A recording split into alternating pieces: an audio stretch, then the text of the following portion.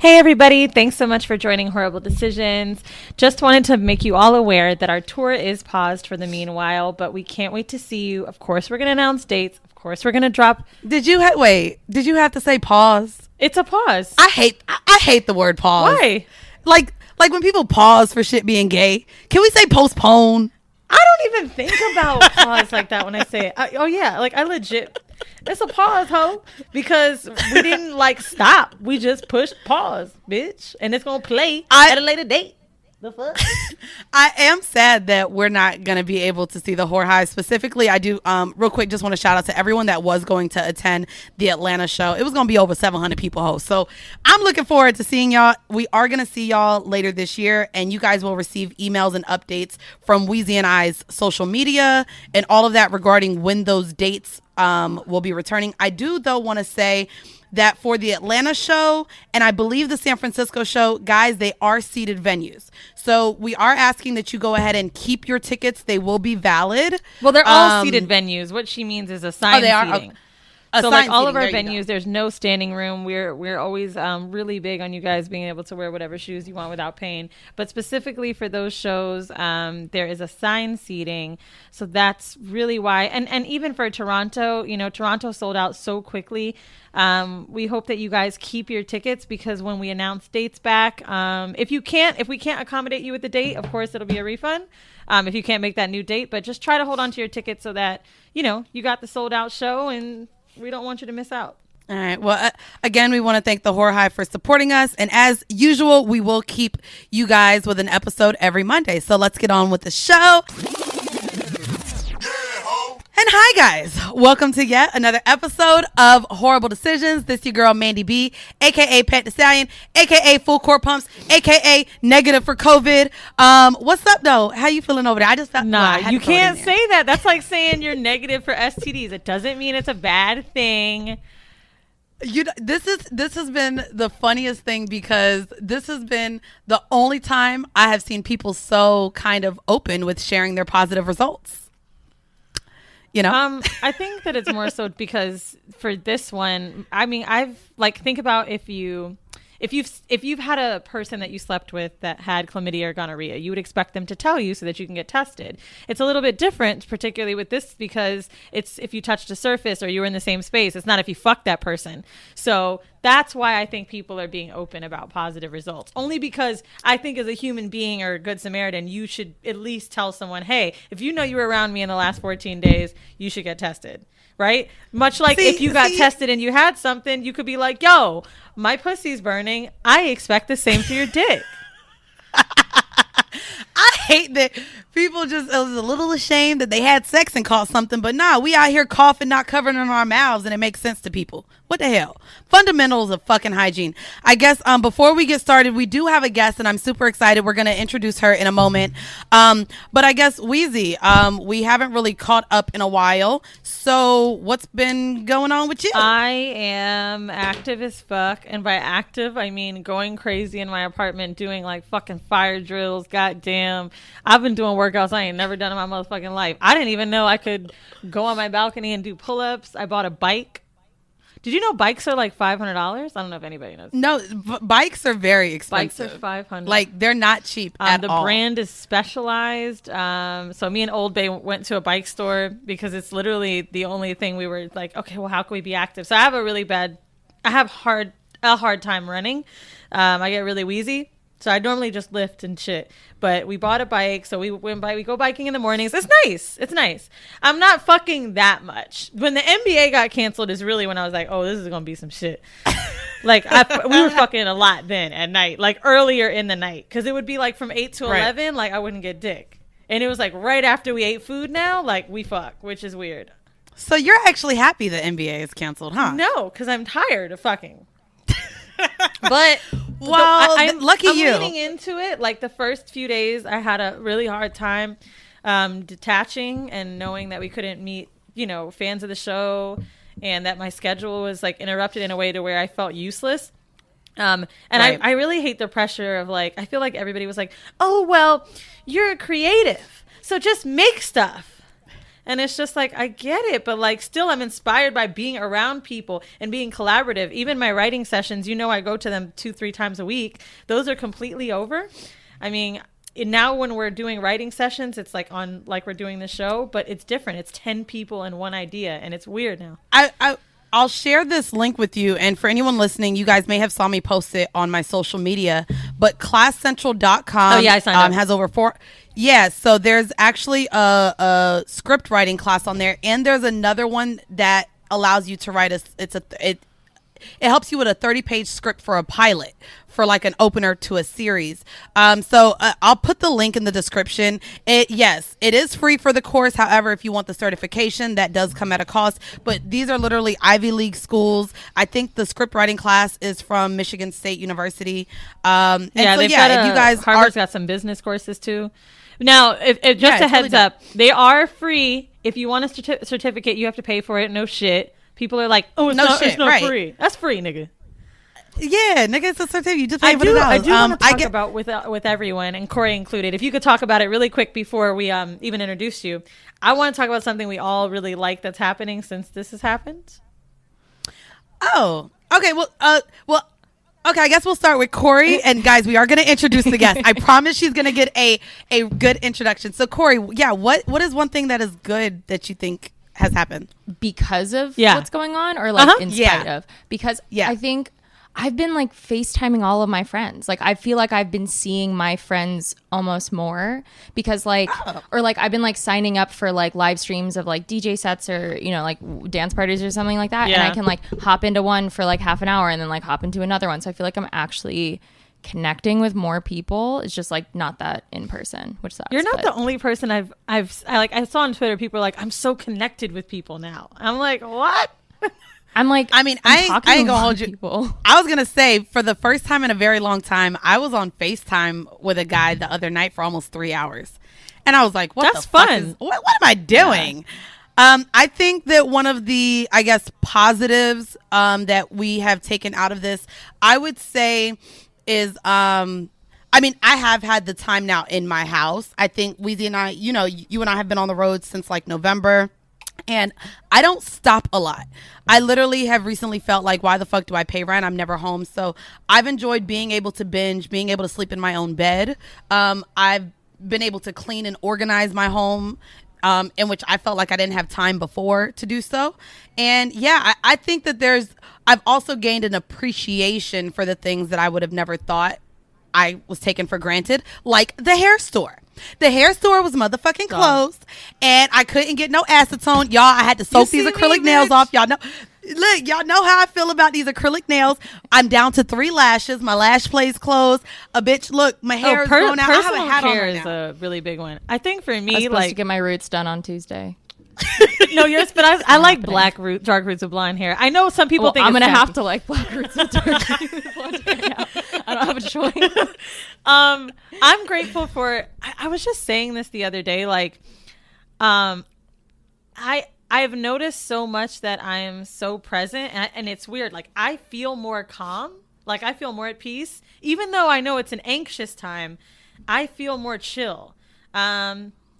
Like my partner and I, like we're really connected. Like I'm making so many meals at home. I'm healthier.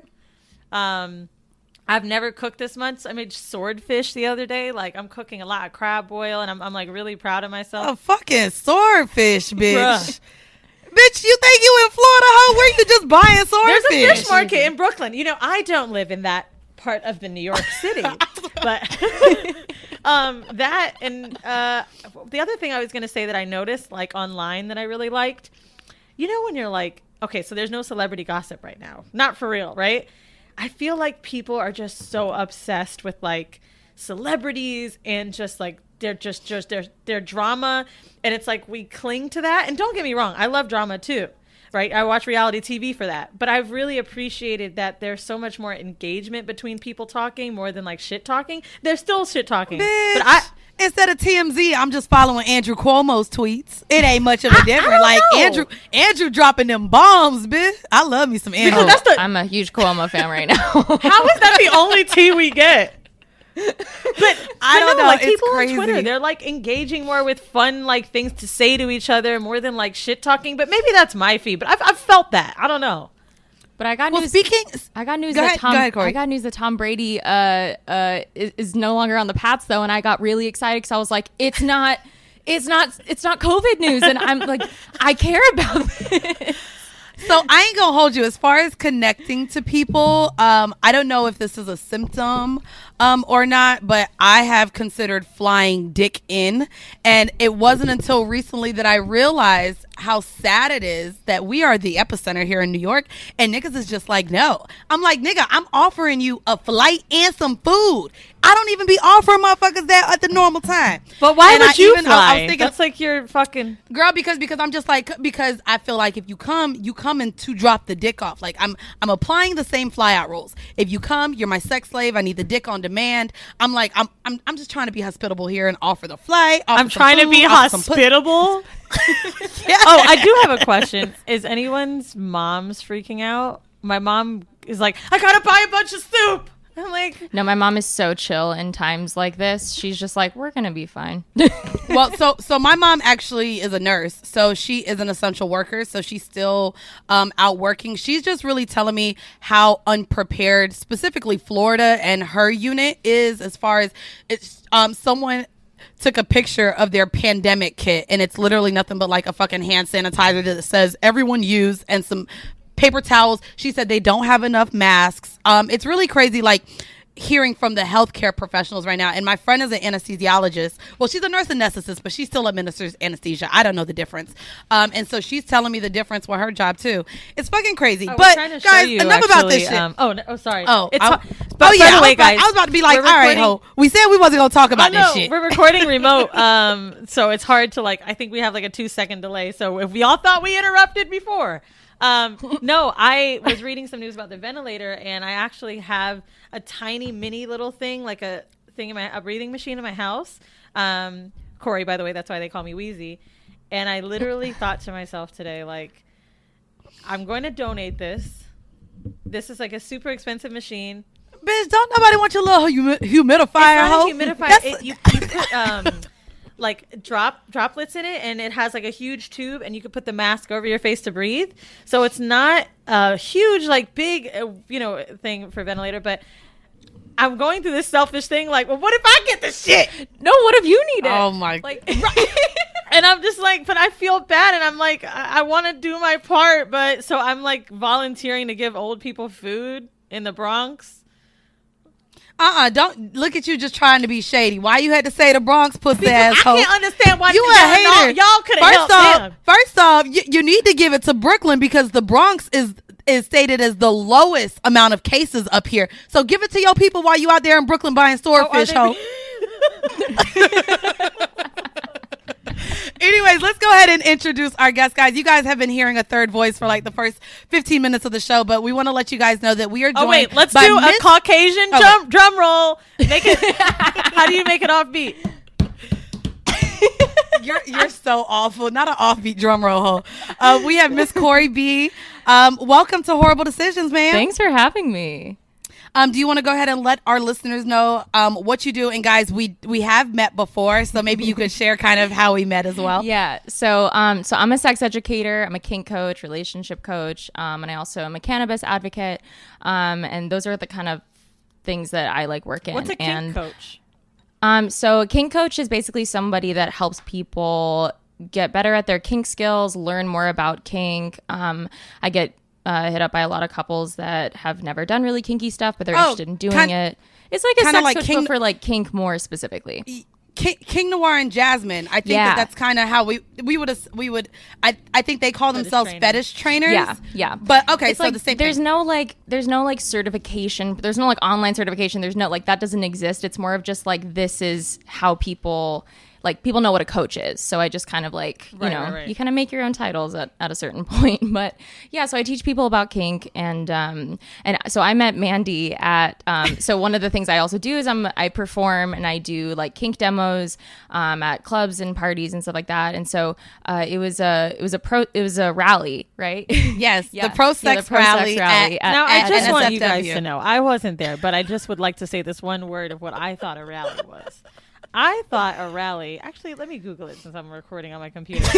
When I hear the word rally, I assume we're all going to rally together and like get somewhere and like march outside. We did rally together. Yeah, it was a gathering of people. Come together. Okay. A mass meeting of people making a political protest or showing support for a cause. Well, turns out that's what we did. You fucked each other too? Okay, no. So at this rally, and it's so crazy because I was super drawn. I was super drawn to Cory because she had this extravagant like bondage type garter belt. Like, it was beautiful. By the way, your body is super bomb. Oh my God. So she had... Yeah, the designer for that's Creepy Yeehaw. She has, like, an amazing Instagram and all this stuff. Creepy Yeehaw. Yeah. I don't know if they're going to fit my thighs. I need to hit her up. But she does specialty. Custom. They're all custom. So she has this custom attire on, and I'm like, yo, that is super, super dope. So we start kind of talking about bondage, but before the rally ends, you kind of did a flogging session, if I'm not mistaken, right? Yeah, I did like a big impact scene with my bottom there, Kitty. And yeah, like I whipped her, flogged her, spanked her, paddled her. I probably used clothespins, knowing me. Clothespins on what? Like, okay, so I like to put clothespins like on the like closer to like your armpit kind of area where that skin is really thin. Bitch.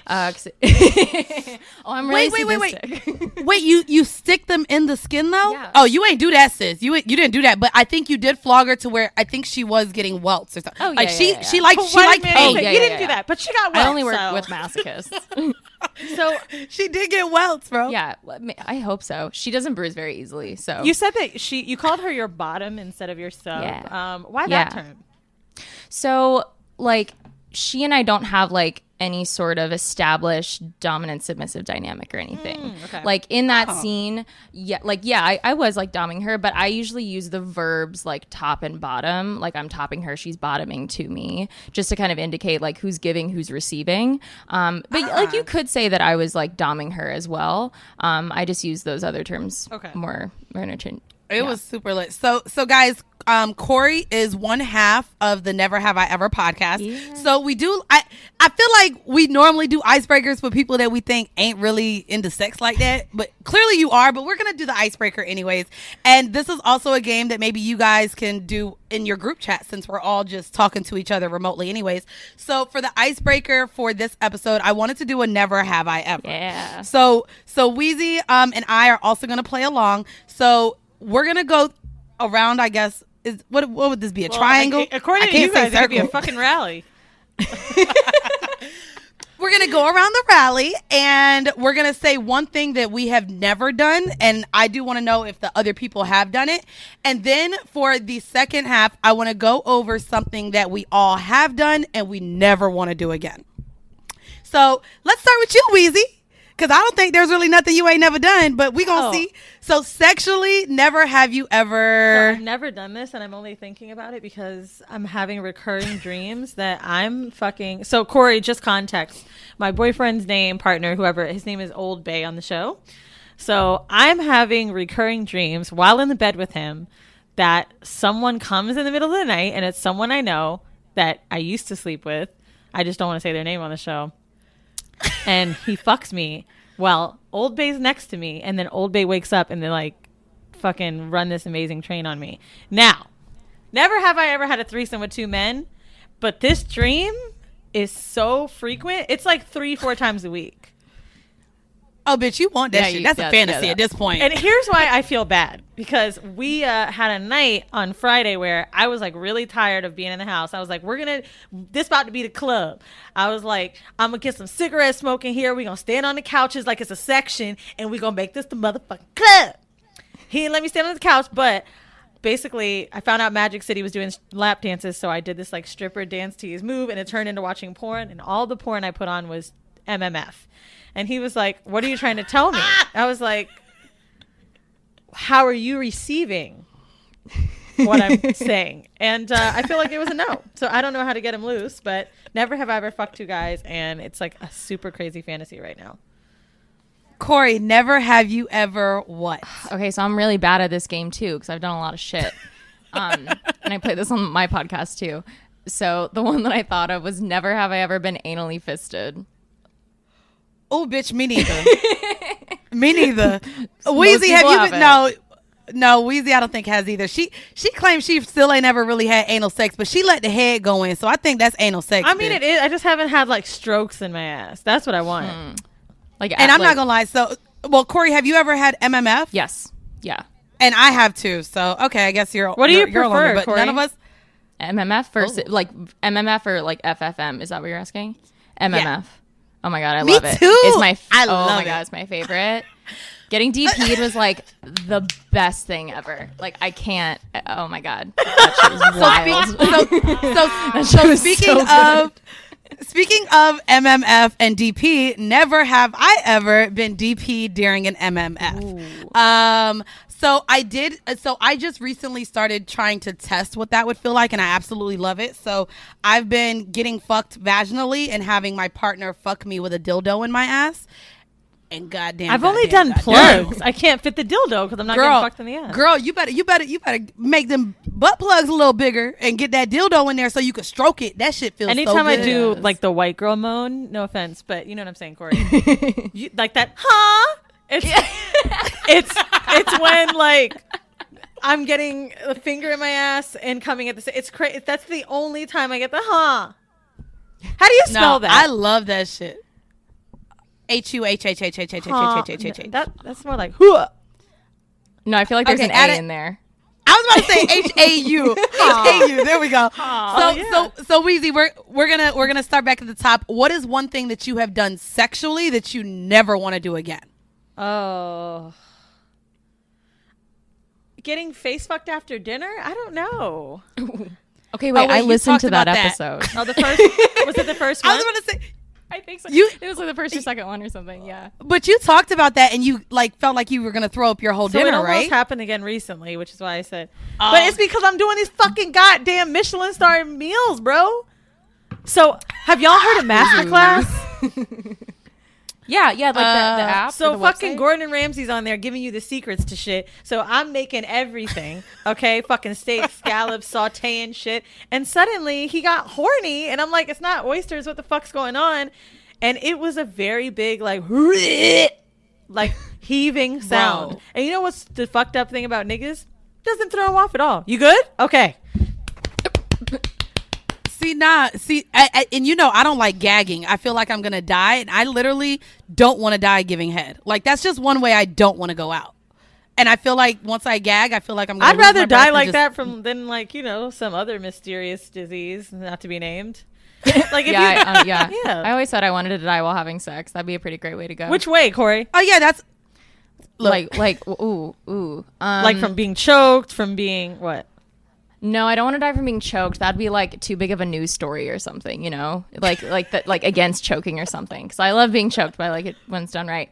I don't know, from being like, I'd love to be like suffocated with someone's tits or ass or something. That's a good one. Oh my god, through suffocation. What about you, Weezy? Now, I mean, I would want to die maybe from the orgasm being so good that I get a heart attack, and so I don't pass out. Yeah, I'm cool with that. Mm-hmm. Oh, I'm gonna go with being suffocated by dick. The first one you said. I feel like that's a good way to go. I'm with that. Cory, what is there anything that you've never done? Is there anything that you've done that you never want to do again? Have sex with a straight man. Really? I only fuck queer men. Yeah. I really do. Really? Mm-hmm. Like, at least some degree of heteroflexibility must be there. Why not a straight man? Why not? I have historically just had, like, very average or, you know, below average experience with straight men. And, like, as a queer woman, I just have more to relate to with queer men. What do you and also find just the difference with sexes, though, particularly? I feel like queer men are usually more focused on my pleasure, and like more like my pleasure is it is always a thing. Like it's something that they're thinking about. Whereas like I feel like a lot of straight guys like just don't think about that, or just don't. That's very interesting. Like, I wasn't expecting that answer. That's very interesting. Yeah, but like I'm of course not saying like all straight men are like bad at sex, or you know, like aren't consensual or whatever. Like there's plenty of straight guys. It's just like based on the like stats of my experience and the like ratio of like positive negative experience, it's just like better for me to just be like, no, I'd rather just fuck only queer men. And so far it's going really well. Damn. I need to know where to find them niggas. Well, I actually they're hard feel to like find. I was gonna say it's especially me. So I only deal with black men, and so I think it's really hard for them just to open up the even the conversation regarding the scale, the Kinsey scale on where they fall in. But clearly, I like booty play, so I would say that they still aren't 100% hetero, and a lot of them are like bi-curious. Yeah, maybe not having have dealt that way, but yeah, they're definitely not 100% straight. I would say. Are you a Pegasus too, Cory? I'm super subby and bottomy. Like I really, yeah, it's funny. Yeah, I know. So like for work, like I got trained by a pro dom like in how to top properly, and like I do that mainly for work. And then like sometimes if I'm feeling like in a mood or something and playing around with like my friends, then like I'll top my friends. But in my personal life, I'm really subby. Yeah, for the most part. Oh wow, I didn't even think about it until I said it. When I said Pegasus, I'm thinking like Peg-assist, man. This is my sketch writing class. That's fucking making me think of puns. I would say it, and it's funny because my thing that has happened that I don't want to ever happen again is actually going to lead us into our vanilla shit. But I would say one thing that I've done that I'm cool with never doing again would be the golden showers. Just pissing on someone, and I think I shared that I was drunk like the guy tried to return the favor, and I was just not You have never shared that, ma'am. I did. I shared it at the live show, the very first live show. Tell it again. Share it again. So I got asked to piss on him, and I think I told y'all how hard it was mentally just to go through it. So he made sure we drank a whole lot. What he wanted to do was have me piss on him, but also my bladder to be full enough to squirt, so that he could have me squirt in a cup so he could mix it with Ciroc. I shared that story before. Anyways, so I got on top of him in the shower, and the pee just would not come out. So I literally had to run to the toilet and come back over him after I peed. I had to stop my pee, go back over him. So we ended up going out. This was the first night. This is when I was in Qatar with him or whatever. Qatar is the way to pronounce it. You're not saying it right. It is Qatar. Qatar. Not Cutter. Bitch, cutter, bitch, cutter. Shit. Cut it. Cut it. Anyways, the next night we went out to the club, and mind you, out there it's very conservative, so like we couldn't dance on each other, we couldn't be intimate at all in public, but we drank a whole lot. So when we came back to the house, I got on the toilet to piss, and he stood in front of me. And before we got into the shower, he decided to piss into the toilet, but make it fall between my tits into the toilet. So he pissed on me while I was pissing on the toilet. And I was just like, oh no, it was warm, kind of hot. I just didn't like it. And so we both got into the shower together. But I am cool never doing golden showers again, ever in my fucking life. We are interrupting this amazing episode of Whoreible Decisions to talk about Manscaped, the best in men's below the belt grooming. Ladies, I feel like we've all met somebody that could take care of their balls way better. There's like an 8 out of 10 chance your balls are a little fucked up right now. And I think it's because y'all don't know what to do with them. You don't know how to cut them. You don't know how to keep them right. You don't know how to shave them down. But luckily, Manscaped offers precision engineered tools for your family jewels. Okay? Like, think about it.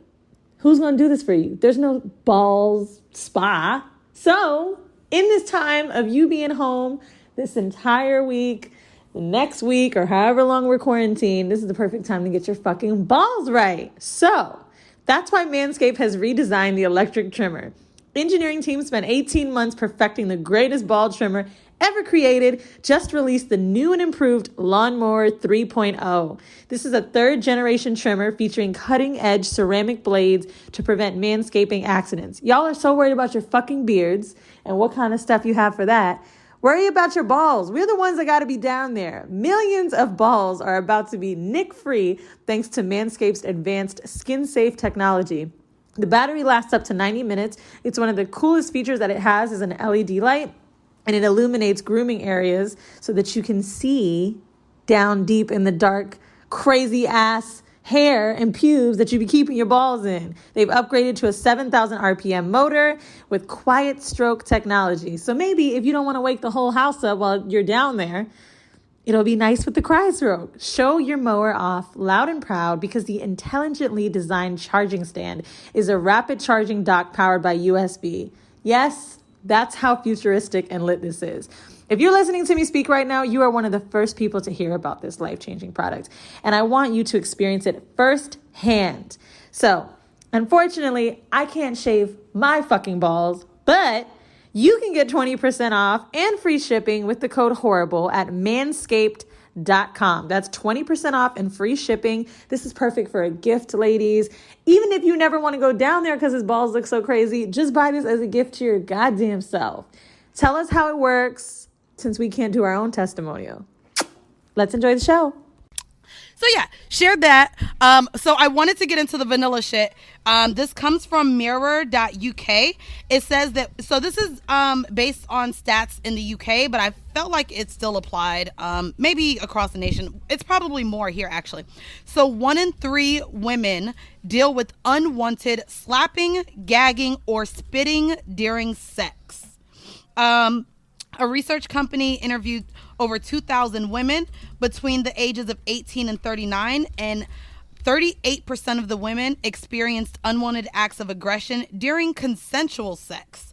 It said that 42% of them actually felt pressured, coerced, or forced into it, and 20% of the respondents said that incidents had them feeling upset or frightened. I wanted to kind of have this conversation with you guys, especially because we are into a lot of things sexually, but we also allow our partners the freedom as well to be just as, experienced. So I wanted to ask you, Cory, how you go about dealing with someone who, it maybe does something sexually that you're like, yeah, I didn't really feel comfortable with you doing that. I mean, I think so it depends on obviously like what the thing is and how it affects you. But I think that if it's something that you're like, okay, this is like, I didn't love this, but like we can wait to talk about it after sex is over. Like if that's the vibe, then like definitely do that. Be like, hey, you did something there. Like maybe you are cool with that. Like the thing I was thinking about when reading this article is just like, none of these people asked beforehand or like had a conversation like, oh, I'm into this. Like, do you want to do that? Yeah. And so I think it's just like a thing of, okay, next time, please don't do this or never do this again. But then like if it's something that like triggers you, makes you feel like extremely violated, like you should stop, and you should like stop everything and like calm yourself down and explain to them like, I'm not cool with that. Why do you think it's so hard for us to like, I was just thinking about this the other day. I saw a conversation on Twitter where these guys were like, why don't y'all just tell us that you don't like it then? Why do you think it's so hard for women in general to not vocalize that? And I think a lot of men that are listening right now are probably wondering that as well. Like, well, if you don't like it, why you just don't tell me? Well, that's a good question. I mean, there's no right answer. I'm just saying, like, because I think it's a certain way. What do you think? I mean, I think like you shouldn't have to list everything that you don't want to do before you fuck someone. Like it just should be like it's also like people just need to learn how to ask in like a quick and sexy way so that they don't feel like it like stops the mood or something. Because that's the biggest complaint that I hear about people when it comes to communicating is like, oh, I don't know, like it's gonna like fuck up the mood. And I'm like, no, it's gonna make you feel a whole lot better, and it's gonna make your partner feel a whole lot better before like you do something that might like really terrify her or something. Especially when it's like things that are like, degrading and like spitting and slapping and stuff like that. So also it's weird because Weezy has mentioned this so much, just how sexy people asking for consent is. And it's weird that people find it a mood killer to ask to do something when actually like you asking if it's okay for you to do this actually does arouse us. And I think that that's something that men don't realize. Like asking isn't really going to mess up the mood. We enjoy you asking for our consent, and we enjoy that you care what I want and what I don't want. I think it's much like when, you know how people that have never had a threesome are like, how does it start? How do people start? What do you do in it? Yeah. It's the same thing like when men are like, well, how do I do it without it being weird? It's going to be weird. How could it be weird that women are being in control of their own body? That's really what it is. I have to pee so bad, you guys. Oh my God. I'm sorry. Bro, all you had to do was piss before the goddamn recording, bro. Just let me explain myself. Obviously, I'm like trying to be quote unquote at home fit. So I'm drinking a gallon a day. It's like fucking running. It feels like a UTI. Okay. I'll be right back. Talk to Cory.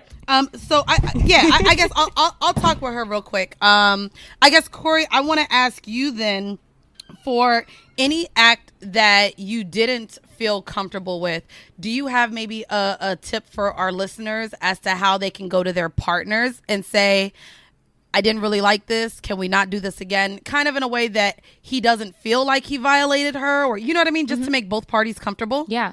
So, I mean, this is why like aftercare is a really important part of like any kind of sex, like vanilla, kinky, like whatever the fuck you're doing. It's really important to have that time to like cuddle and, regroup and like, talk about everything like that happened. So like, I think that can be a really great time where, you can be talking about, oh, like, babe, I really loved it when you did this. This was super hot. Like, let's definitely do that again. And then, you can be like, there was one thing that you did that like maybe we can like not do in the future. It's just like, it doesn't have to be a big deal. Like you can, like, you know how it's like, right, like give it like in a shit sandwich, like say like, I was about to say that you're starting off with a compliment and then following it up with like, but I didn't really like this too much. And then like, but I really like you and this was super hot and we should definitely do this again. Just not that. Right. And it's funny because I've been like trying to find different ways to communicate my thoughts without feeling like I'm attacking the person or that I'm not compassionate. That's, I guess, kind of been difficult for me because I'm pretty blunt in how I say things. Like I'll say, the things that I don't like, and sometimes it can come across as insensitive.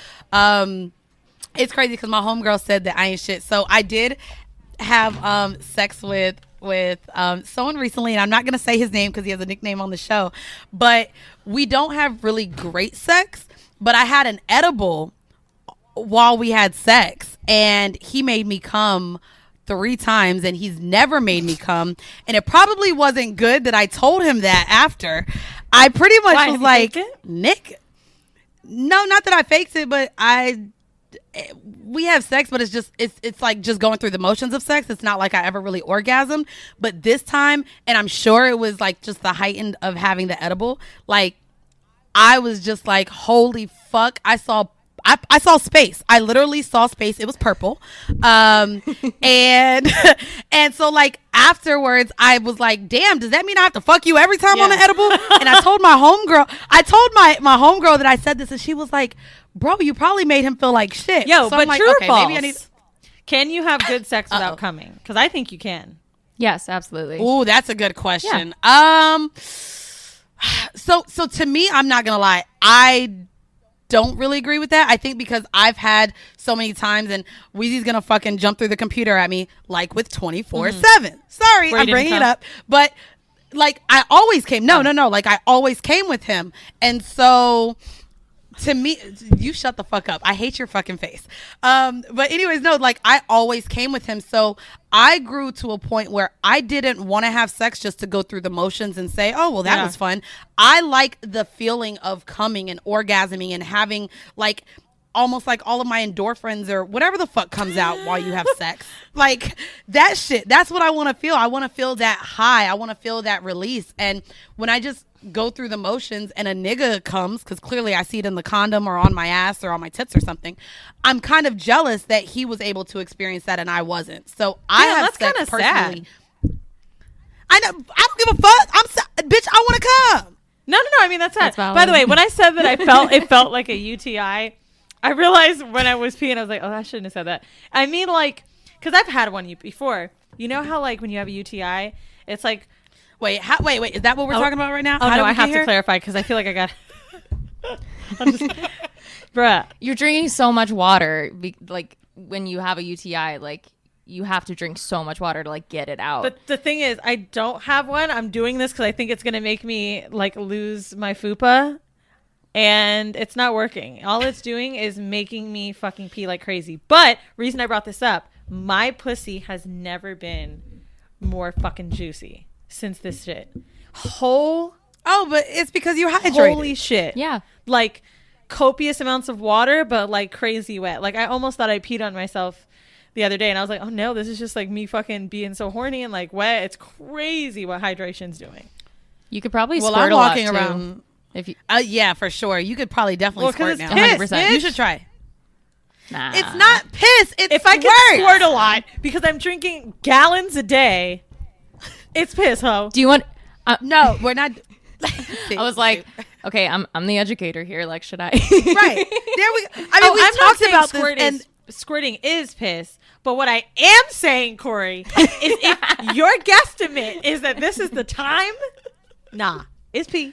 There's two different types of squirting, though. Okay. And there's one. Do that, there's bitch. one. Come on, teacher. Okay, so there's two types of squirting. There's one that comes from the Skene's glands, and that's the kind of squirting that's going to be like milkier and like less volume. It's the kind of squirting that most people will report accidentally doing and be like, I squirted like one time 2 years ago or something. Okay. Then there's the other kind of squirting that comes from your bladder. And it comes out your urethra just like piss. But when your G-spot is stimulated, your G-spot gets engorged and it feels like a sponge, right? So the G-spot is like nature's Brita filter. It filters the fluid that comes from your bladder when you're turned on and it goes out your urethra. And so there's trace amounts of urine in there when they've done tests, but that's just because it's coming from the same place as piss, but it is not But piss. when we watching the fucking porn star bitches doing volume shooting competitions, is it piss? Okay, so yeah, porn, that's not coming out the urethra. Yeah, so that's coming out. Yeah, it's coming out. Yeah, that part's coming out. It all comes out the urethra. It just depends on where the fluid comes from in the first place. So, but porn isn't always like, so definitely a lot of porn stars will like be super, super hydrated and drinking a lot. But then I've also seen like them literally give girls like a water enema in like up there to do that kind of like gimmicky squirting. But like not all of it is Who like did that. we have that said that, Wheezy? Didn't we have a porn star come on here and say that they actually do the fake, like they see them put Lethal shit up their lips? pussies first? Maybe. No. I want to say don't know she if she did. talked about that. I just remember her saying that they be mixing up the egg yolk and the milk or something with cream pies. Oh yeah, for cream pies they do like some I had other a porn shit. star tell me, I can't remember who it was. Maybe it was Marie Love. I could be lying. It was someone around that time in my life that told me that she saw them drinking crazy amounts of water. It was either Marie Love or a makeup artist that was on set with porn stars. That shit's so crazy. Yeah. So Cory, one of our segments that we have, and we wanted to give it to you as the sex educator and kink coach, we have hors d'oeuvres, which are sex tips. So for our listeners, do you have a sex tip? And it could be in reference to BDSM. It could be in reference to a kink. It could be in reference to vanilla sex, any type of sex kink that you feel like our audience should know. Okay, well, I was thinking about this kind of like in relation, like a lot of people obviously aren't seeing their partners right now. So we're using technology. So like I recently went to a virtual orgy and we basically... Oh, bitch, we got to talk about this. Look at Weezy's face. Wait, a virtual orgy? Oh, please share. Okay, so basically it was like one of my best friends. So my best friend runs a play party in New York, and it was their birthday, and they obviously had to cancel the party. And this was last Saturday. And they were like really upset about it because like they hate their birthday, and this was supposed to be the year to like reclaim their birthday and like make it great. So the fact they had to cancel the party was like devastating. And I was FaceTiming with them. I was like, why don't we do a virtual play party? Why don't we do like a virtual orgy like for your birthday? We can do it on Zoom. You can have like 100 people. Like we can do this. Like we can totally do this. And so they're like, fuck yeah, okay, let's do this. And so I think there was probably 80 people total that attended. I think at the peak time it was like when are you 60 doing it again? were online at once. What? When are you guys doing it again? Okay, I think there's one this Saturday, but it's only for like members of their play party thing. And like they're like, oh, well, girl, we need special invites, goddammit. I need Cory, you to plug us in. I'm an F-list celebrity. And by F-list, I mean people recognize me like 2 or 3 times a week. And I feel like, well, I don't want to show my face. Can we just fuck on there and let people watch? No, so the rules I think they're doing is like you have to have your video on, because it's weird if like a bunch of people have your video on and then someone doesn't. No, I'll have my video on. I just don't, it'll be like this. You don't have to like do anything. But yeah, so I want to fuck them. Yeah, it was like they had a bunch of like performances. They had like a burlesque burlesque performance friends of ours like do performances, and people were like tipping them like because everyone's out of the job right now, so that was really dope. It was awesome. And then by the end, like we counted down my friend's birthday, and like everyone was fucking, and like it was great. I love that. I just want to watch and play with my pussy. Yeah, it was great. I would just be playing with my pussy. So that sounds like fun. So my sex tip was like put on a cam show for your partner. Like you like get on FaceTime or Zoom or whatever, and like put on a little private cam show like you're a cam star for your partner. Weezy, maybe you can set this up in the group chat for Patreon, ho. Set up a whole Zoom. They're popping up with the patrons. They're popping up. I'm seeing them everywhere. I think like NSFW is doing one too. Maybe. I don't know. I hope NSFW does one. I would fuck on it because I've talked about like wanting to fuck on chat roulette. I just don't want to show my face, but I definitely want to fuck on there and like let people. And you have big tattoos now. But you have big tattoos now. Are you ever concerned about your tattoos? Because I know I'm scared of my tattoos as far as recording. Not on chat roulette, but on something more local with like NSFW or a bunch of New Yorkers and there's no. But in person, I wouldn't feel that uncomfortable like at a sex party. There's something about the virtualness. Like for example, I just took a picture of us, but you can't see it. You know what I mean? Oh yeah. So but that's I think my fear with even the OnlyFans and things like that is that people can screen grab and do the still access the content that you put on virtually. I don't know. I'll have to consider that. Try to take a screenshot on your Mac right now. Let's see if Zoom will let us.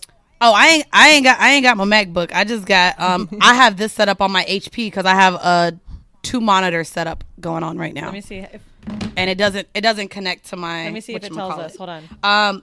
But yeah, I mean that's like the risk of like that's the downside of virtual stuff is like people can be dishonest and shitty and stuff. And like this one was like it was a birthday party for a friend, so like we kind of all had a like people, work can be shitty, but like, when you do open it up to more people, like this community is really heavily vetted and, they do vetting phone calls and you have to take a consent workshop and, all of this stuff. Oh, that's nice. Oh, wow.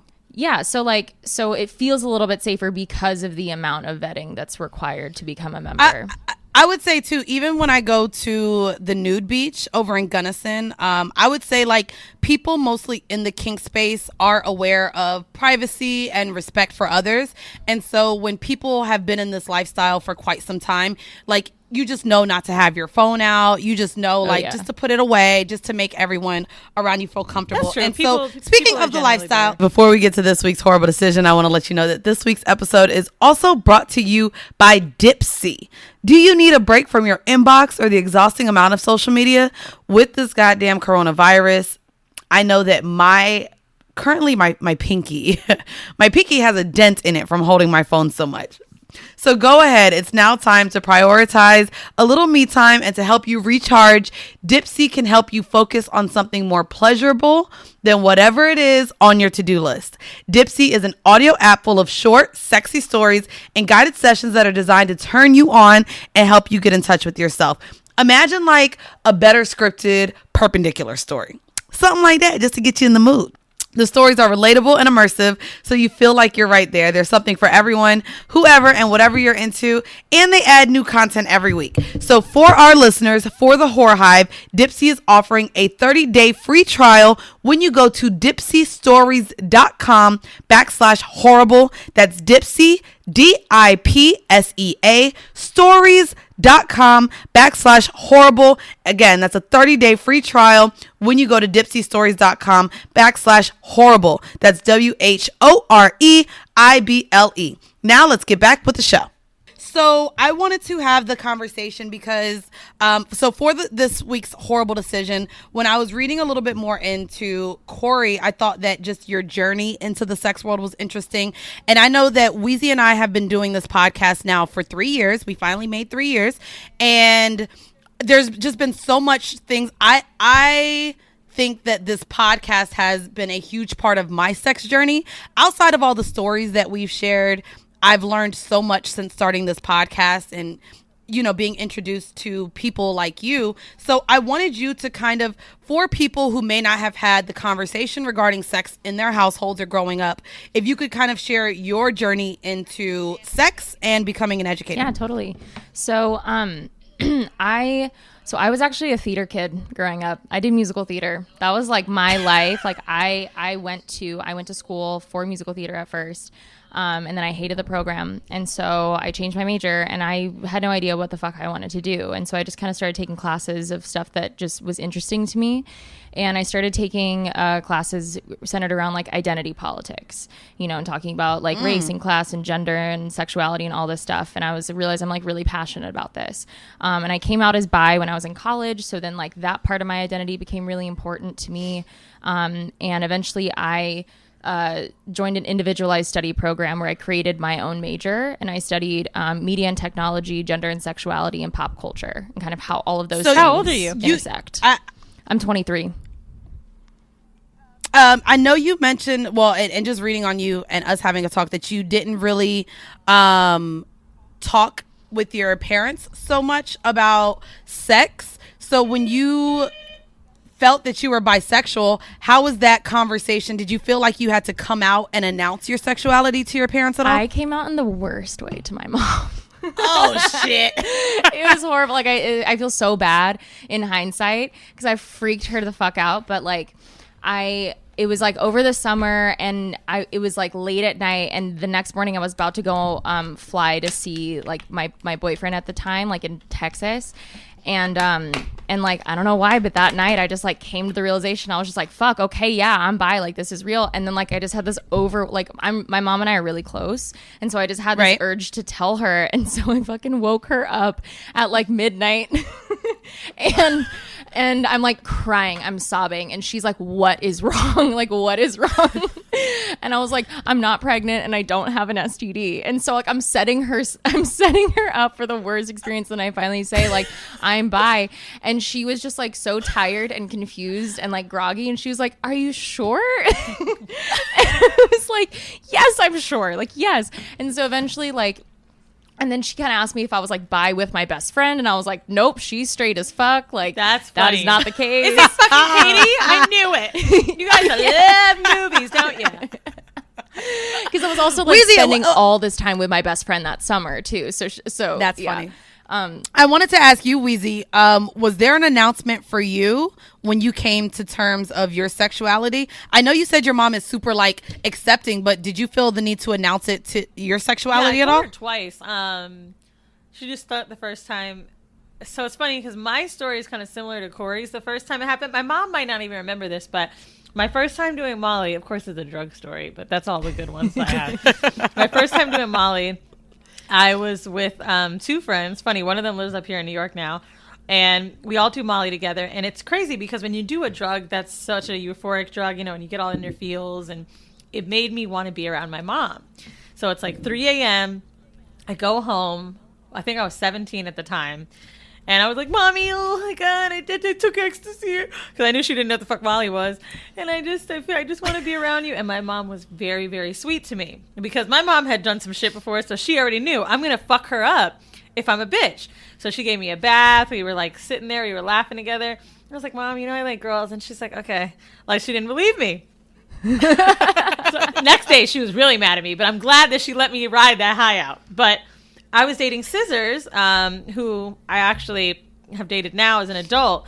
But back then I was dating Scissors, and that was the first time like my mom knew it. So I brought a few friends around my mom that I fucked. Not friends, but girls that I fucked. And she would always tell me about them. You know, she's a little gay. And I'm like, yeah. You're like, Mom, I know. She's like, I see it. And so not until I brought my girlfriend at the time to my dad's birthday party, my mom was like, oh. So we go upstairs. My mom's doing her makeup. And I was like, oh, I don't know how to tell you this, but. And then she looks at me and she's like, yeah, so you guys going to like adopt a kid or what? Like that was the only thing she cared about, which I think is great though. No, that's, I really like that. Like just that y'all even felt. It's weird because I guess as women, it's so accepting, I think, in society to be bisexual. So you don't think of like a coming out the same way maybe a gay male has to come out or make the announcement. Or even so I'm half Jamaican. And my sister was lesbian for quite some time. And I also have a gay cousin. And so the coming out of my sister, I remember even to my dad, was kind of just like, no. Like, he wasn't okay with her being lesbian. And it's weird now because my other sister, it's funny because me and all of my sisters are bisexual. I don't know what the fuck that means about our upbringing. But my other sister who's in the Army just sent out a survey. And it was like seeing how much her friends knew her. And she was like, yeah, so does my husband or my wife? Like, she put husband, wife, his, her, to all of the questions. And I was like, oh, bitch, you really, you out here dealing with girls? I ain't know. But it's funny, like, literally all of us identify as bisexual. So I wanted, because you now have entered the space of being just sexually open, your friends, your family all know, I want to ask a question that may help some of our listeners.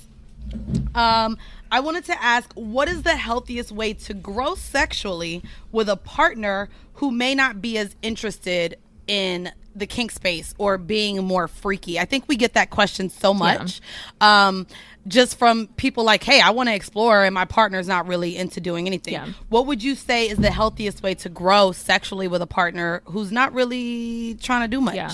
So there's a few options. Definitely non-monogamy is something you might want to look into. Like, realistically speaking, like, there are some people that just like aren't kinky, and that's totally fine. But you might want to explore some sort of non-monogamous option so that you have the opportunity to explore on your own. And like, non-monogamy absolutely helps people grow individually and as couples. So definitely non-monogamy. Or if you like actually, you know, if your partner, I think there has to be some interest or some willingness on your partner's end to at least try. Like, yeah, like, it's, the truth is, like, you can't convince someone who is just like dead set, like, no, this is not for me. Like, some people just are into what they're into. Like, I can never be vanilla. Like, it's just not going to work. So there has to be some level of interest. And then I think the best way to go about it is like, look online, find some sort of BDSM yes, no, maybe list. Like, find, you know, a list where you can kind of like go down a list and do it separately. Like, go in different rooms, like, do it, have a separate exercise, go down, do your whole list, and then come together and then see where there's overlap. I want to do that tonight. I like that. I like that. Do you have a website or anywhere that you know that they have? I'm going to search for one. You said a BDSM checklist? So could you search one? We're going to put whatever Wheezy and I find, and maybe whatever Cory suggests, we're going to put it in the description. I really like that. So I have an Excel sheet that I use with and it's like a really long, thorough, like, there's stuff in this Excel sheet that no one has ever heard of before. So like, that's the one that I use because it's the best one I've ever been able to find, and it was sent to me by like a pro dom friend that she gives to her clients. So so I can send you that one. I can send you a blank copy of that one, and I would love that. And I guess so we'll drop the Excel in the Patreon group that we have. But Wheezy, have you found any BDSM lists over there or any websites that have that? Just making sure so the Bad Girls Bible has one. Yes. I'm just trying to see if it's a good one. Hold on. Yeah, some of them are just like a little too vanilla for like what vanilla. You know, that's what I was thinking. Do you like? Actually, okay, this one's a little too much. This is a Google Doc, and I'm not a docu person.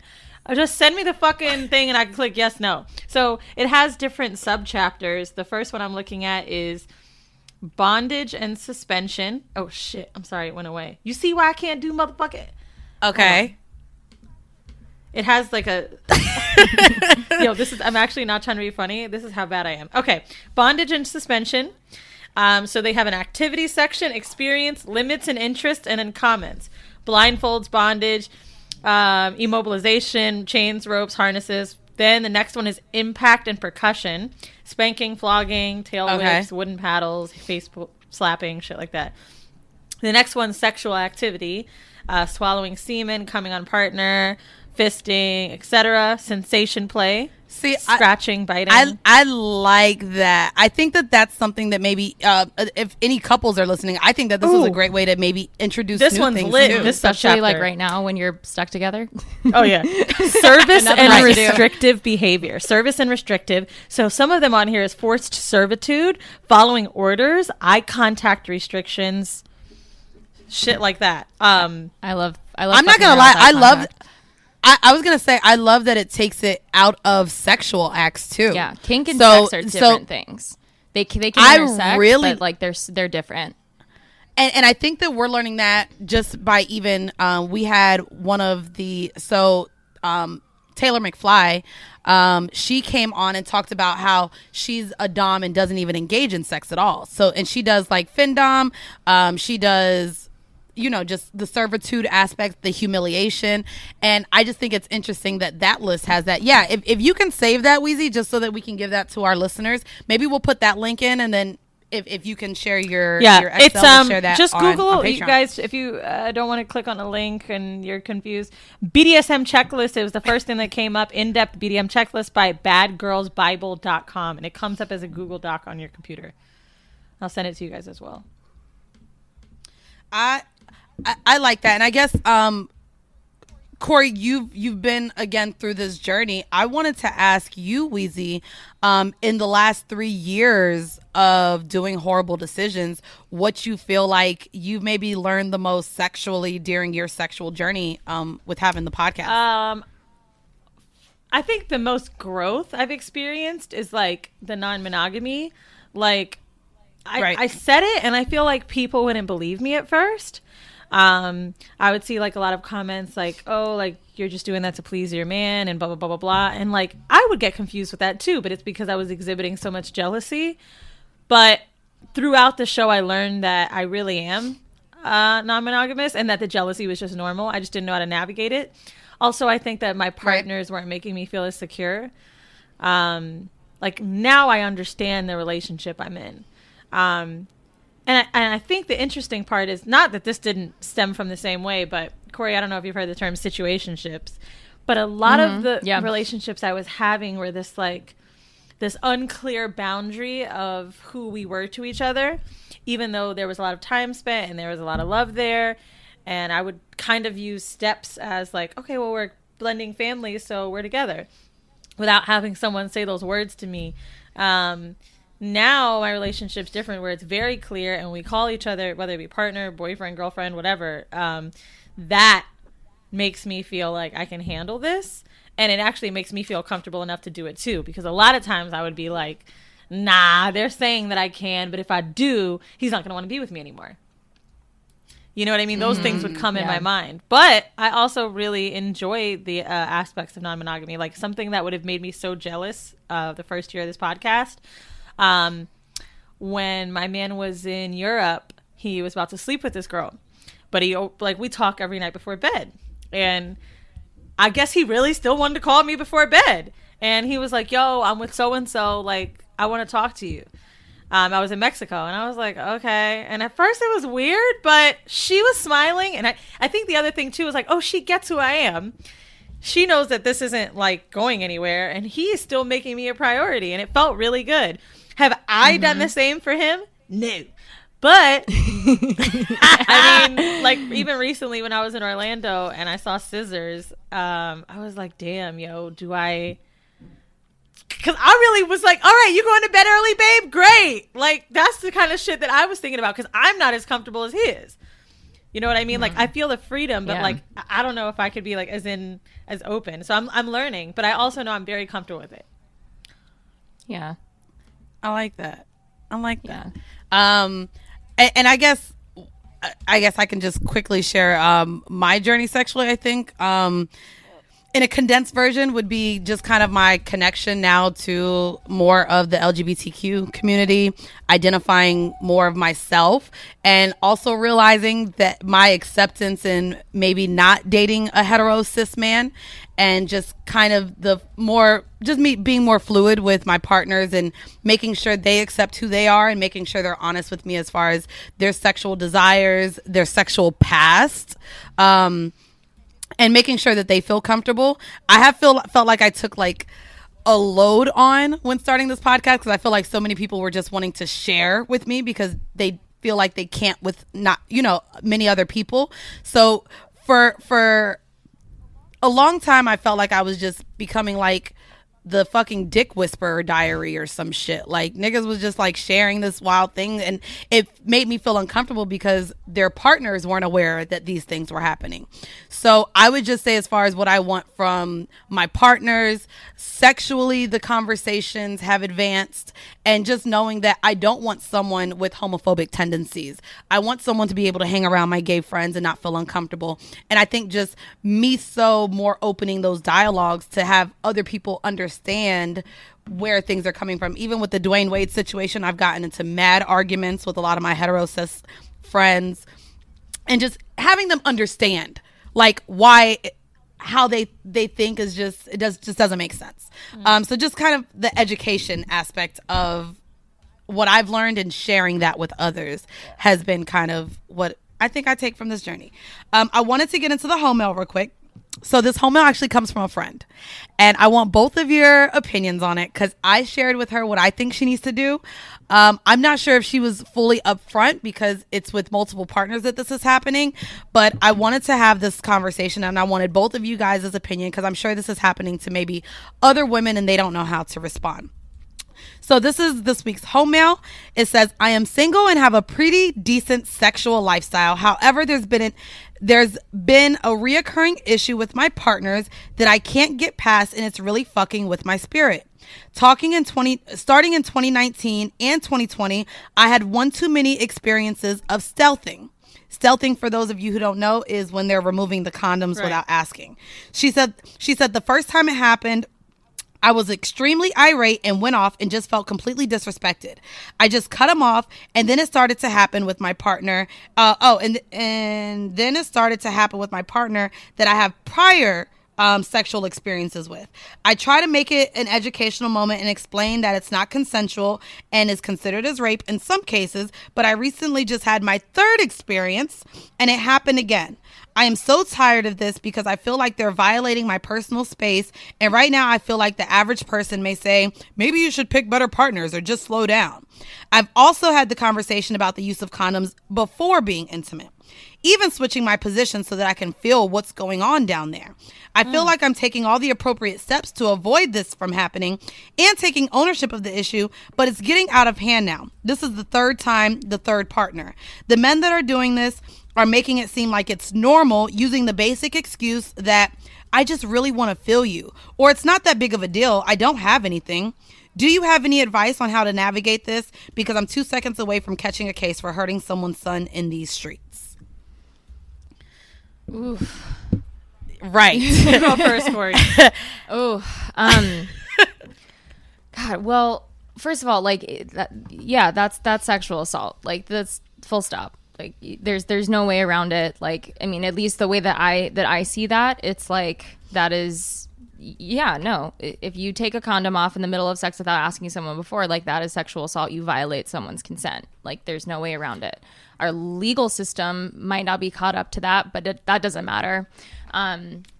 So, I mean, yeah, she's doing all the right things, and it's just like, I hate to give this answer because, like, she knows it's coming, but it's just like, you have to stop that. Like, you have to cut them off, you know? Like, if they know that they can get away with something, then they're just gonna keep trying to do it. And so, like, that's got to be a hard limit that you got to enforce.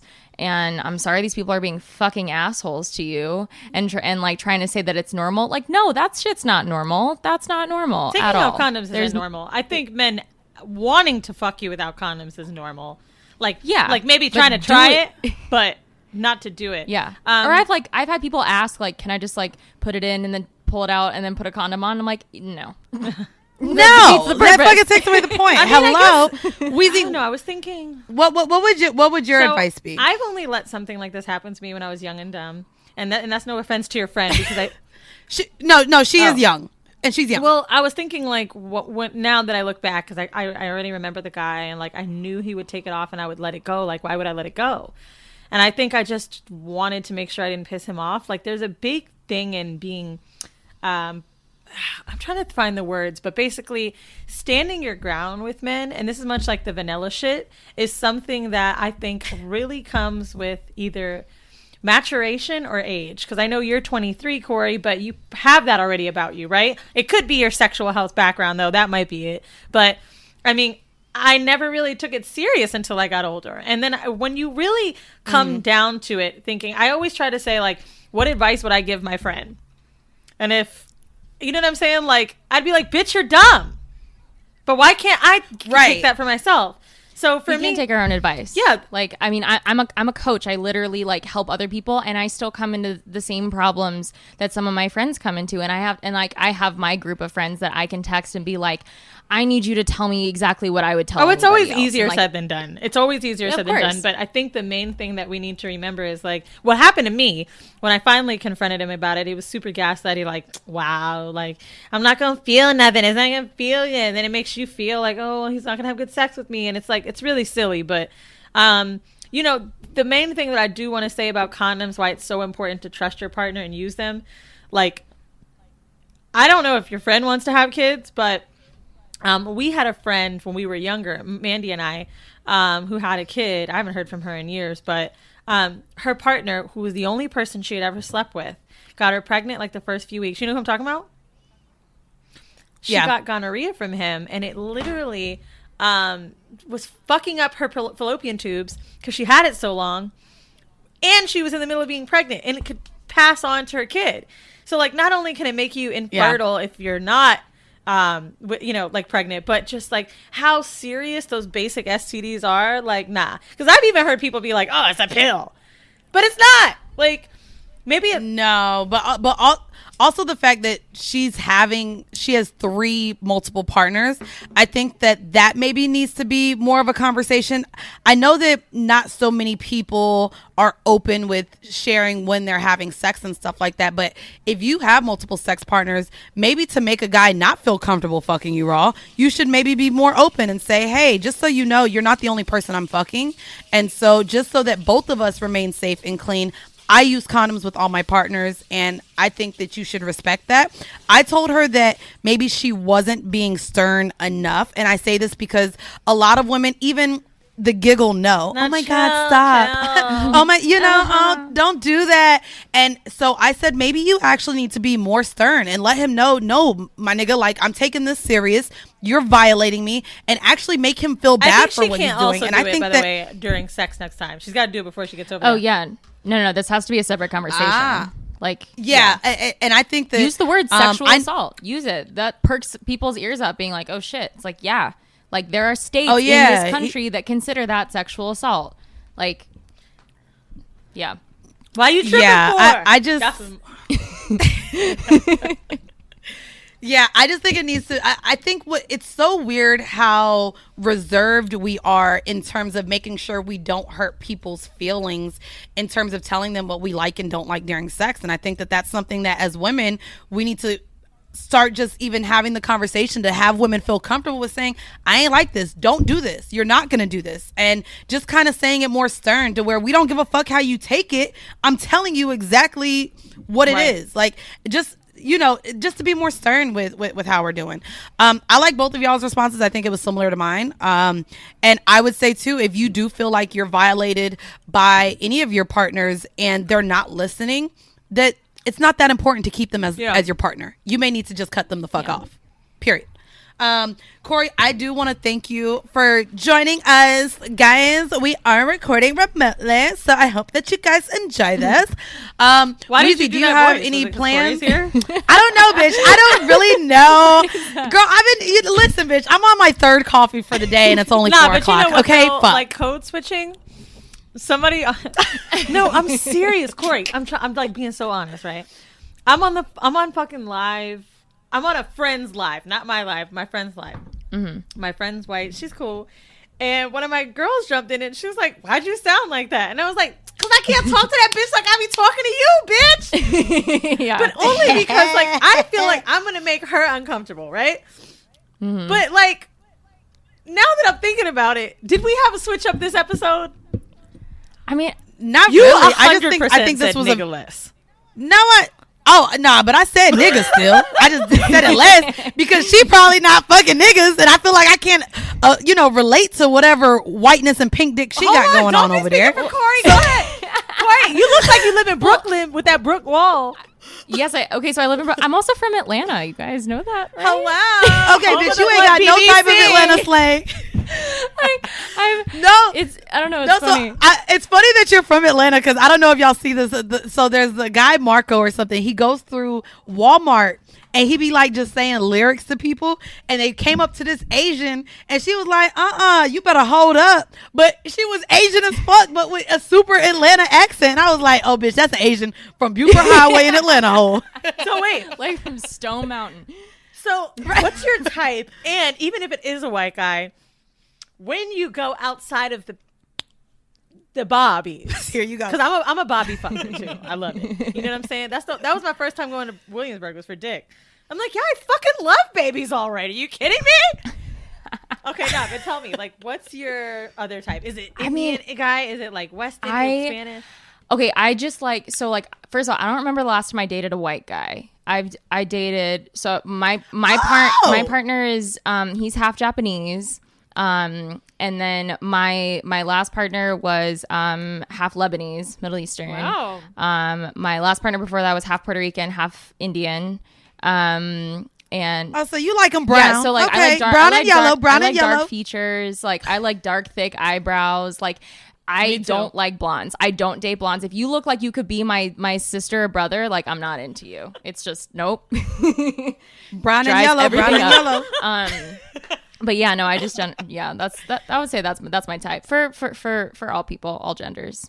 Okay, my bad. So you got a little tan that's going on over there. My bad. Yo, do you guys watch Curb Your having any white Enthusiasm? babies?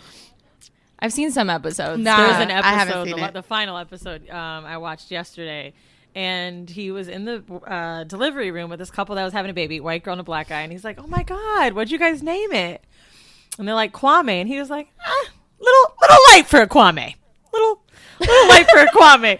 Hey, I honestly was thinking like, yo, I feel like when I like talk to white girls and they'll say their partner's name, and I'd be like, "Ooh, but what kind? Who is that?" You know what I'm saying? When she's like Luis, I'm like, "Oh, he must be like real Latin because you ain't say Luis, you said Luis." Nah, you know what I mean? So he's like for real. But yeah. I am always interested in talking to, when I meet white people, men and women both, that date people of other races, and like seeing the spectrum. Because I'm gonna be real with you, I don't like meeting white women that only fuck black guys. That shit freaks me out. Yeah, no, I feel like that's like a total fetish. Is like that's what you're fetishizing. Man, not always. And I hate with you because my mom, I've only known of her to date black guys. So, bitch, if you really go call it out, you calling my mama out. And the thing with my white ass mama dating them black ass, but no, well, hear me out. That's what I was gonna say. If you know what I'm saying, when like you meet a fucking girl who's like from Murray Hill or even like Williamsburg, and they only fuck black, like you don't see nobody else in that motherfucking neighborhood.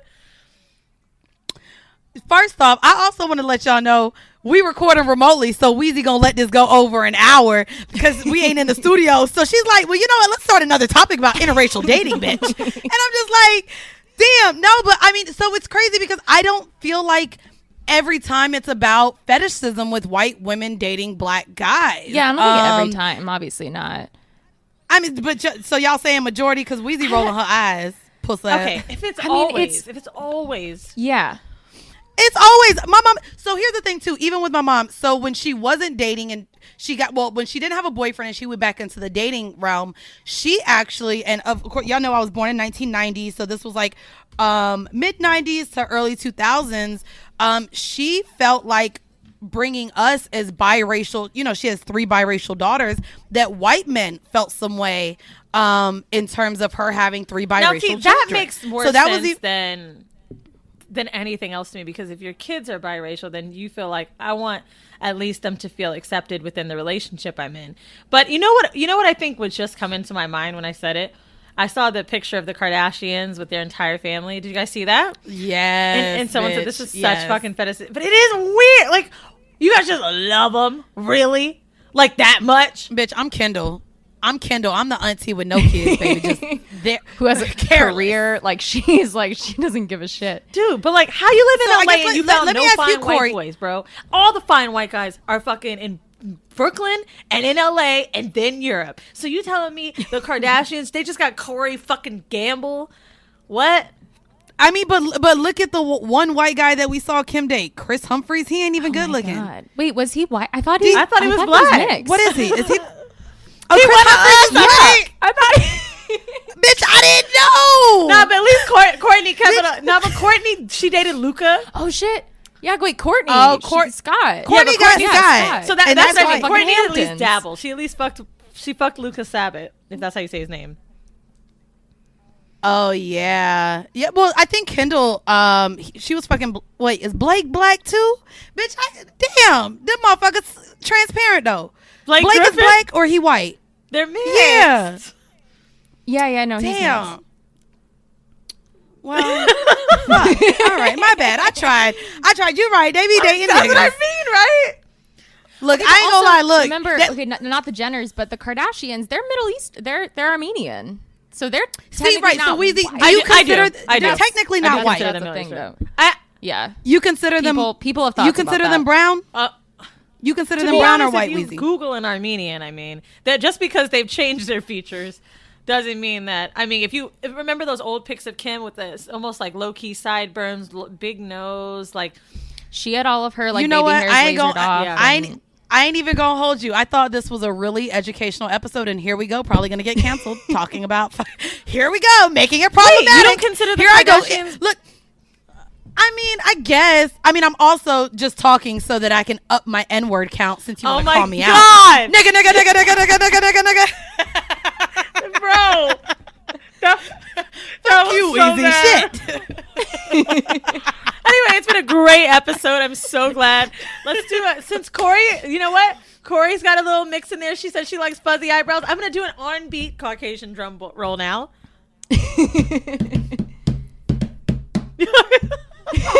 I so hate bad. That. That's awful. That was like so awful. Zumba That's the class, half white bro. in you, bitch. That was so bad. So, Cory, before we get out of here, can you let our listeners know not only where they can find you guys? We did talk about squirting in this episode, and that is one of you guys' first episodes on your podcast.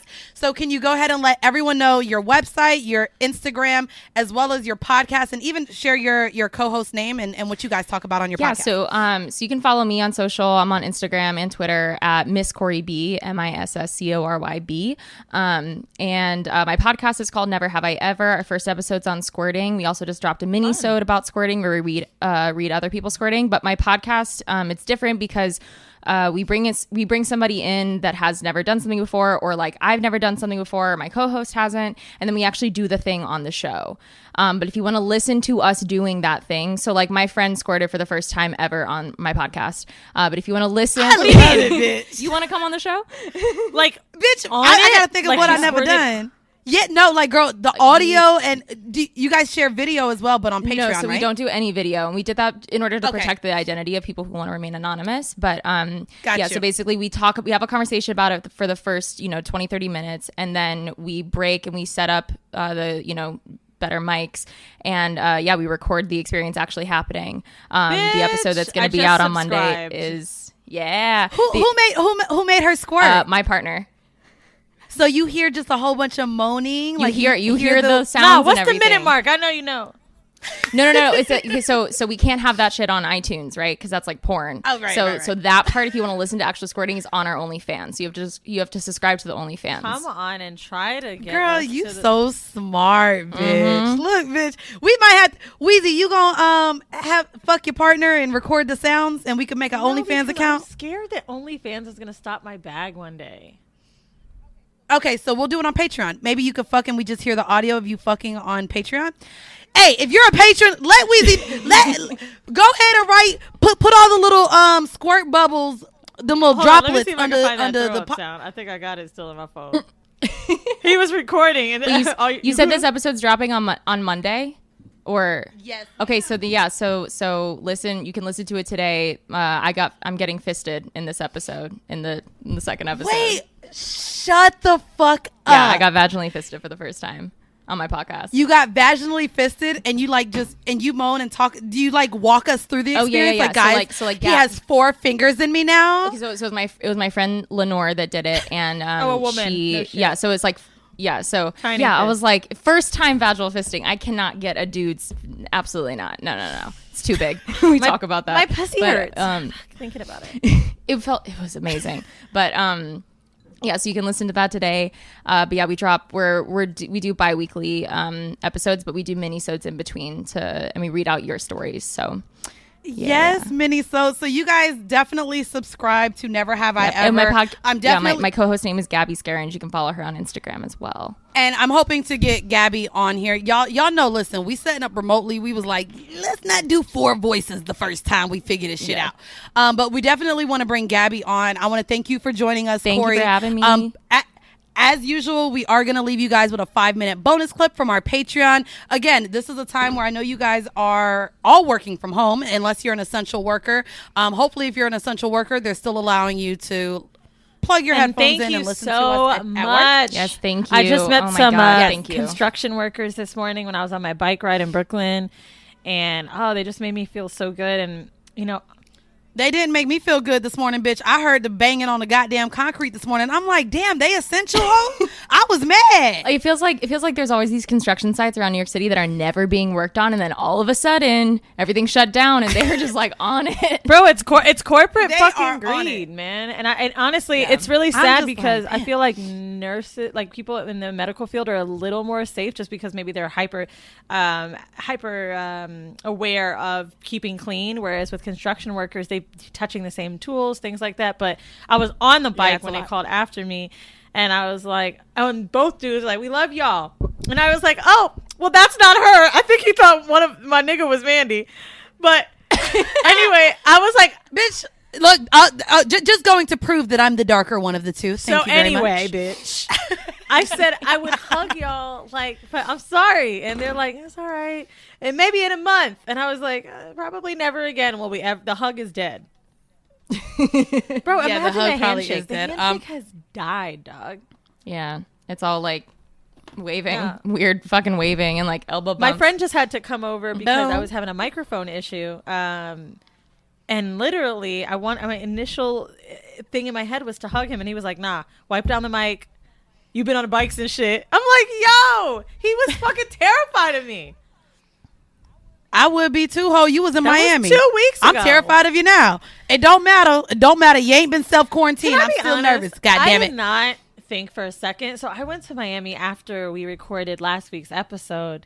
And it was, we were both making, like, we didn't think it's crazy how, like, everything has changed so much, like, day to day. So quickly. But just even considerably, like, I would even space out just 3 days apart. Like, we recorded this episode. 3 days later, I went to Miami, and literally the next day, I was like, "Oh my God, we should have never got on the plane." Yeah, it was pretty intense, and I know even as much so as we scheduled a studio session when Weezy was coming back, and literally the day we scheduled, and Cory, this was the day you were supposed to come in. It was the day that New York City was like, as of 9 a.m., everything's on lockdown. A lot of things were closed outside of essential things. But I will say this, it was right before spring break-ish time, because nothing was closed, and nothing was closed in New York or Miami. So we were still living normal lives. Florida took longer to close. Huh? Florida took longer to close. But at the time that I left, not even New York was fully. Yeah. Yeah, no, New York wasn't closed when you were, because I know I even got into the studio that weekend. But me and my friend ended up going to Brooklyn Chop House after the studio, and it was fucking so you dead. Went to a restaurant and you was out. It's the same. But this was on the Sunday, and everything was locked down that Tuesday. So literally 2 days later. Yeah, it was pretty wild. But no, we are gonna still, again, you guys will still get your episodes every Monday during this shit. If you guys have not listened yet, I have a daily podcast. Okay, it's like daily, bi-daily. When I feel like recording. I don't know, bitch. Every other day, ho. Sometimes it is daily until I decide, we as bisexual women, me and Cory feel. I'm offended. Shit. She said bi-weekly. What the fuck is the difference? Yeah, it just means every other week. Bitch. And mine is almost every other day sometimes, but it's Dorona Report. You guys can listen to it anywhere you listen to your favorite podcast. But also, like I said, if you guys are all caught up and still listening and maybe all caught up on the regular episodes of Whoreible Decisions, we are on Patreon and you guys are still getting your 3 episodes a month. I'm doing a thing. Well, I guess I did a thing last Friday. I did a Netflix watch party with the patrons. So we all watched season 3, episode 1 of Ozark together. Bruh. Yes, y'all watching Tiger King? Yes. Oh my God. I finished it. It was so good. First 2 episodes. I haven't gotten past I just want to say, Weezy, the way you just keep trying to add topics. So you want to give these. Man, you know what? I'm a click leave meeting first because I ain't got nothing to do. So bye, y'all.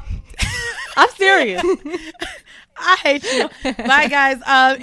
Anyways, I want to thank you guys again for tuning in. Cory, thank you so much for joining us. And again, if you guys have any guests that you guys want to hear, let us know. We don't want to, sit here and give you guys subpar content, but we are going to leave you guys yet with another bonus clip from our Patreon. You guys can become patrons at patreon.com/Whoreible Decisions.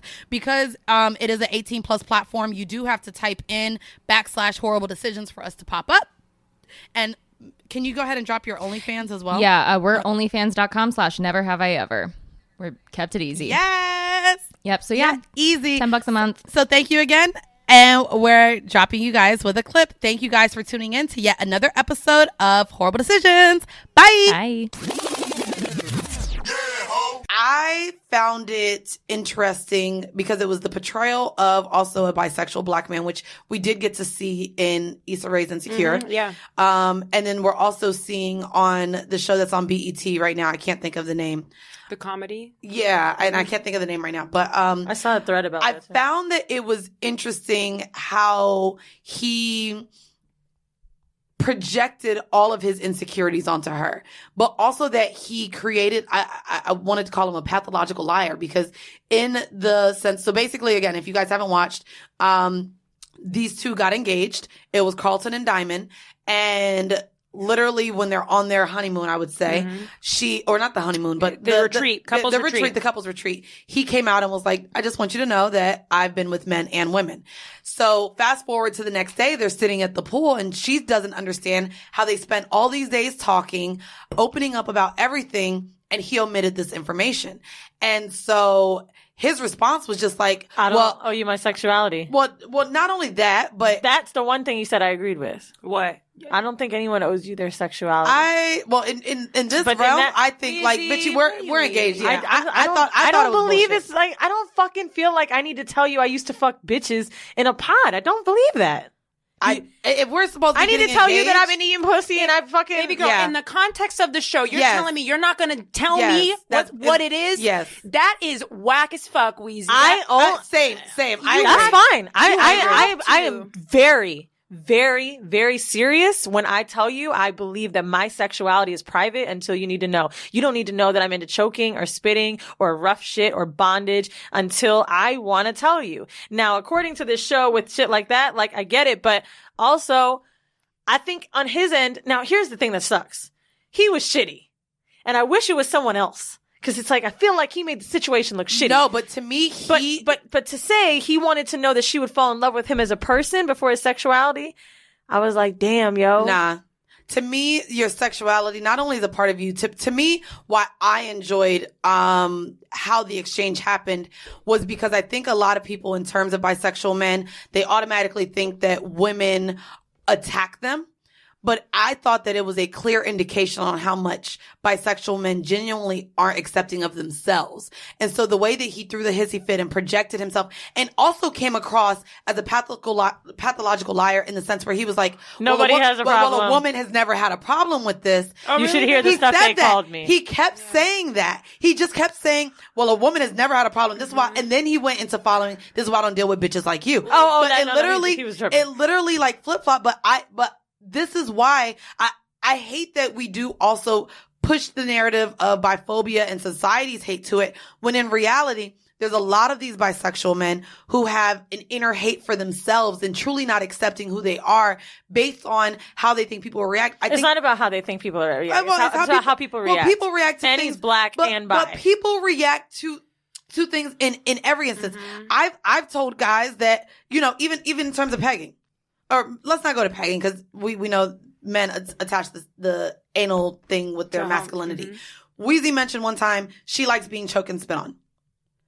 It's okay, except in the realm of when we had a black guy saying you allow white men to do that. So to me, especially even being in a public setting, in a way where we see all these people's opinions, everyone's not always going to like you. The fact that she sat there and was really trying to understand you, like, it just shows how much he was more uncomfortable with himself than a person who really was just literally trying to understand, why did you keep this from me? Why is this something you didn't hide? I thought about it a lot, and like, you know, the way that it came out, like, so there's a few things about it that I didn't like. He treated her really badly. Yeah, he was an asshole.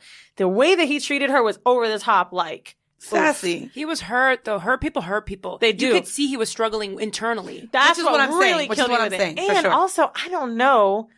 One, if I could have opened up to like someone like I don't, like you guys saying in this experiment you're supposed to do it up, but like as big and hard as that was to tell them, I don't know, like, if you could do that, one, and two. Man, the producers told him to do that shit. No. If you could do it behind. I don't know if I would start talking too much about sex in those pods. And it seems like a lot of them didn't.